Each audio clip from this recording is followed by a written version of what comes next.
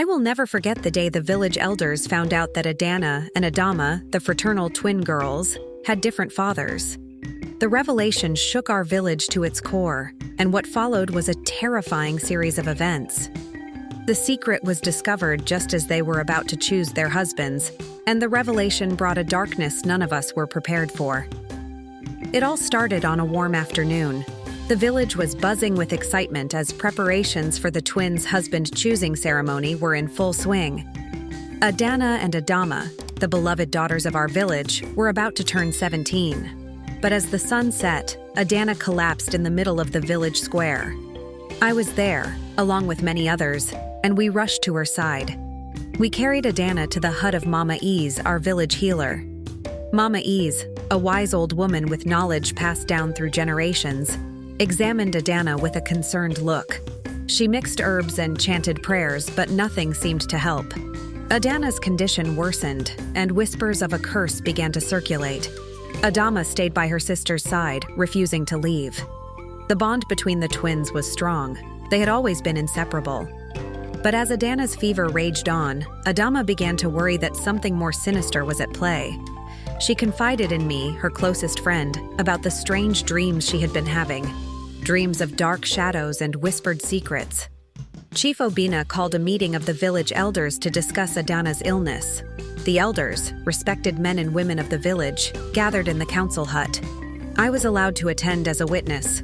Mama Ease shared her findings, and it was decided that the oracle must be consulted. The oracle, a mysterious figure living deep in the forest, was known for his ability to see beyond the physical world. The journey to the oracle's dwelling was long and tiring. Chief Obina, Mama Isa, and I made the trip, hoping for answers. When we arrived, the oracle welcomed us with a knowing smile. He performed his rituals and entered a trance-like state. When he emerged, his eyes were filled with sorrow. "The twins," he said, "are bound by a secret that must be revealed. Only then can the curse be lifted." Adamma, desperate to save her sister, begged the oracle to explain. He revealed that the twins had different fathers, a fact that had been hidden by their mother, Neka. This revelation sent shockwaves through the village. Such a thing was unheard of and seen as a bad omen. Neka, pale and trembling, was brought before the village. With tears streaming down her face, she confessed the truth. 17 years ago, she had been involved with 2 men, neither of whom knew about the other. When she discovered she was pregnant with twins, she chose to keep the secret, fearing the shame and dishonor it would bring. The villagers were outraged. How could Neka have deceived them for so long? The trust they had in her was shattered. Some called for her to be banished, while others feared that the twins themselves were cursed. Adanna's condition worsened, and Adamma was caught in the middle of the storm. Just when it seemed things couldn't get worse, 2 strangers arrived in the village. They claimed to be the fathers of the twins, drawn by a sense of duty and the mysterious illness of Adanna. The arrival of these men added fuel to the fire, and the village was on the brink of chaos. The 2 men, Chima and Ikenna, shared their stories. Both had loved Neka and had no idea she was involved with another man. They expressed their sorrow and shock upon learning about the twins. Despite the tension, they were determined to help save Adanna. Mama Ease proposed a ritual of cleansing to rid Adanna of the curse.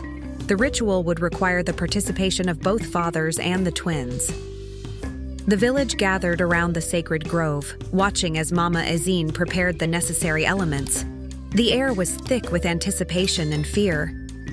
As the ritual began, the fathers stood on either side of Adanna, their hands joined with hers. Mama Easy chanted ancient incantations and the air grew colder. Adamma, standing nearby, felt a strange presence and sensed that something was watching them from the shadows. Suddenly, a dark figure emerged from the forest, its eyes glowing with an eerie light. The villagers gasped in horror as the spirit approached the circle. Mama Ease's chanting grew louder, and the fathers tightened their grip on Adanna's hands. The spirit stopped at the edge of the circle, its presence chilling and menacing. Mama Ease confronted the spirit, demanding to know why it had cursed Adanna. The spirit, speaking in a voice that seemed to come from everywhere and nowhere, revealed that it was a guardian of the forest. angered by the deceit and dishonor brought upon the village by Neka's actions.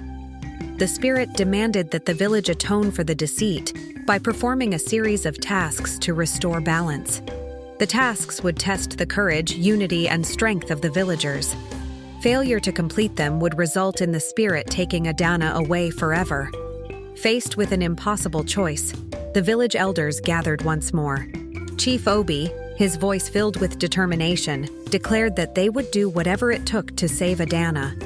The villagers, despite their anger and fear, agreed to work together to complete the tasks. The first task required the villagers to venture deep into the forest to retrieve a rare herb known for its healing properties.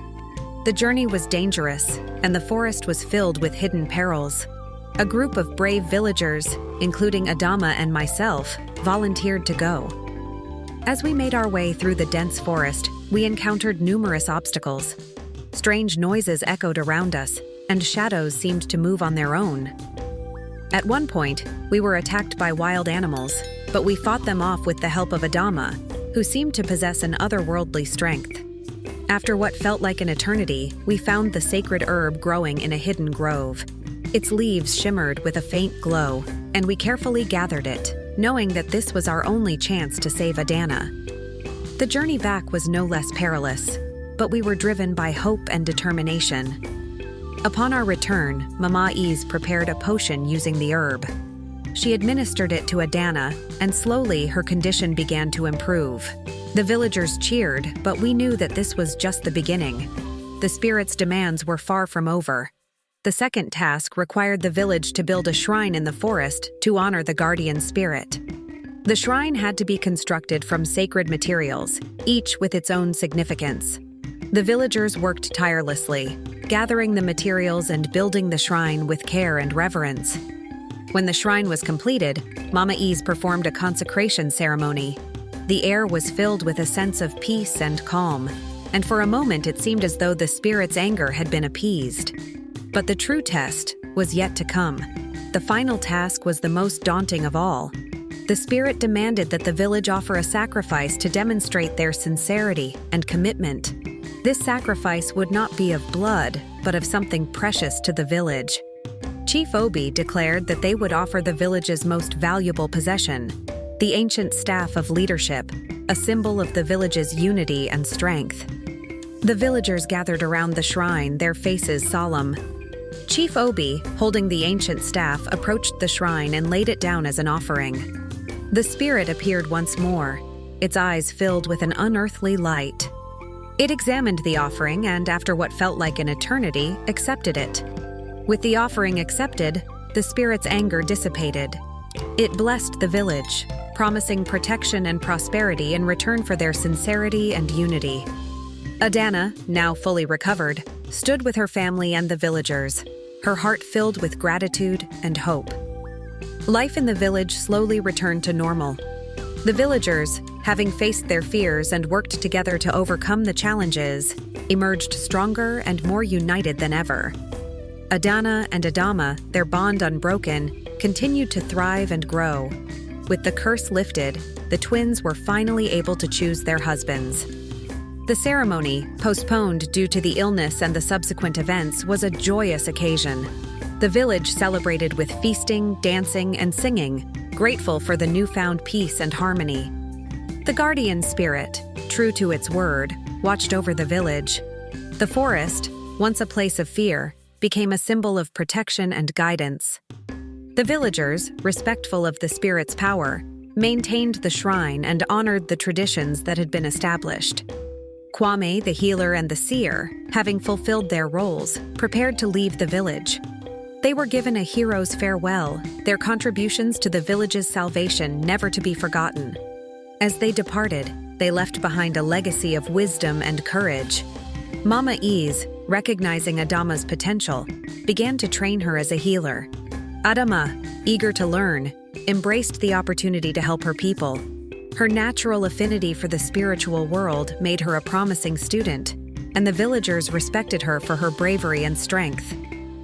After many moons had passed, Mama Ease, recognizing that her time was nearing its end, entrusted Adamma with the knowledge and responsibilities of the village healer. Adamma, humbled and honored, accepted the role, knowing the immense responsibility it carried.